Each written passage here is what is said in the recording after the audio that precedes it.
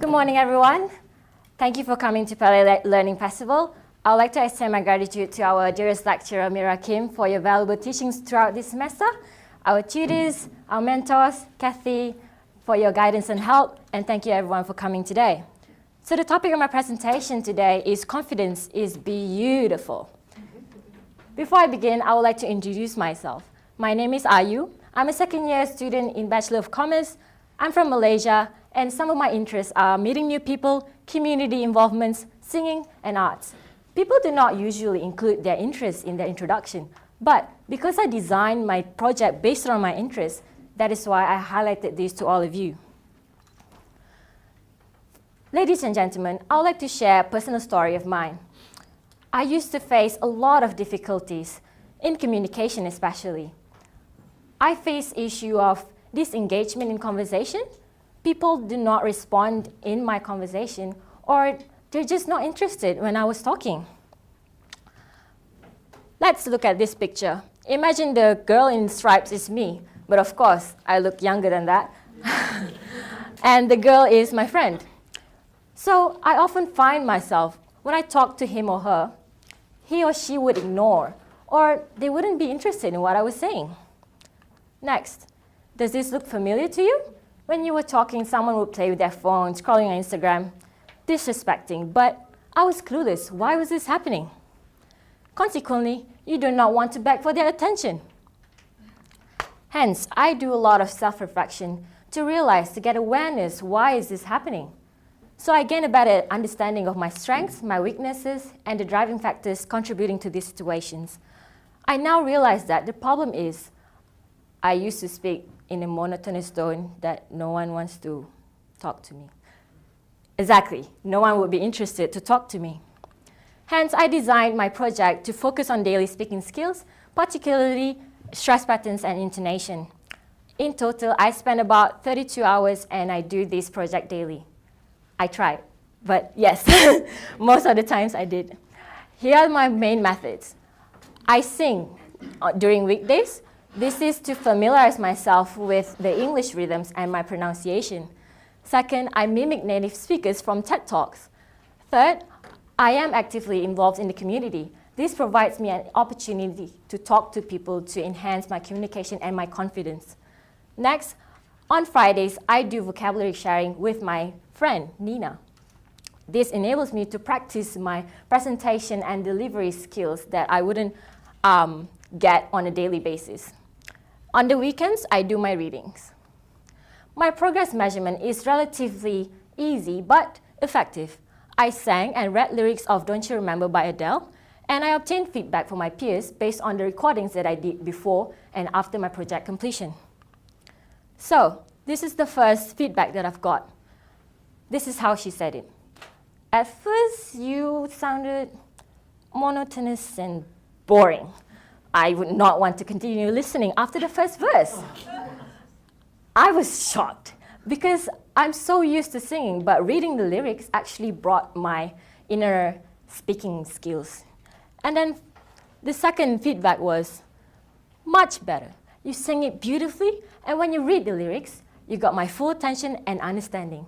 This marks that I've achieved an improvement in my speaking, especially intonation and stress patterns. Here are my resources in my project. Moving on to personal project findings. I learned about stress patterns variation in syllables.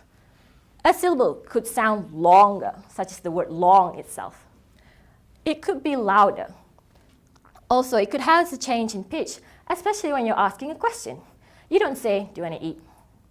Of course you would say, do you want to eat? Yeah. And next, it could be said more clearly, especially when it has a vowel in it.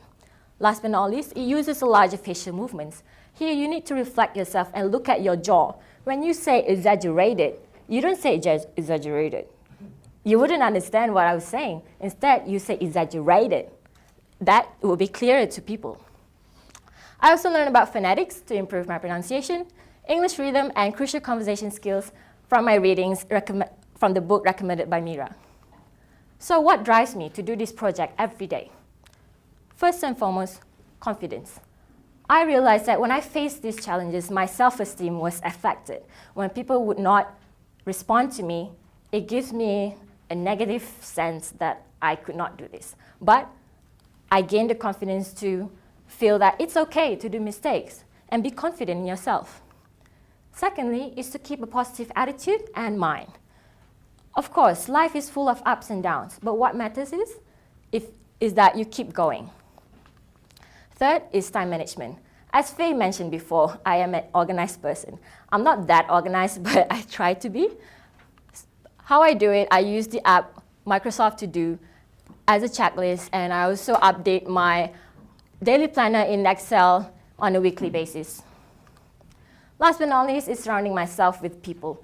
I find that surrounding myself with inspiring and people with stories would inspire me and drive me to become a better person each day.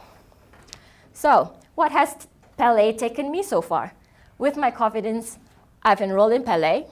I acted in Malam Gala Theatre in front of 200 people. I performed in Malaysia Festival performance in front of thousands of people in Darling Harbour. And I got a job in Nandos Camperdown, which is very hard. I was also a PELE potluck lunch organizing leader. And I'm a part of UNSW ASEAN Conference Steering Group. This involves a very intense brainstorming, and one of them is actually one of Malaysia's ministers and the corporate leader. And here I am talking to you with the confidence that I have as a PELE keynote speaker. So are you? What's next? I aim to be a TED speaker for the second time.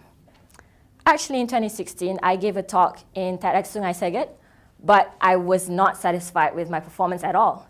You can search me up on YouTube and look at the mistakes that I've done, which is very embarrassing. Before I finish, I would like to end with a poem that I wrote. Risk. You hear the word. You either take it or leave it. Easy. You hear the word. You often don't think of choices, but to take it. Fear. You hear the word. You either ignore it or dwell in it. You know life is meaningful. Do not fret. Be confident. Take risk. Be you, because you are beautiful. Before I end my speech, I would like to conclude with a take-home message by Kiara. Being beautiful is in the attitude. It is about confidence. Thank you.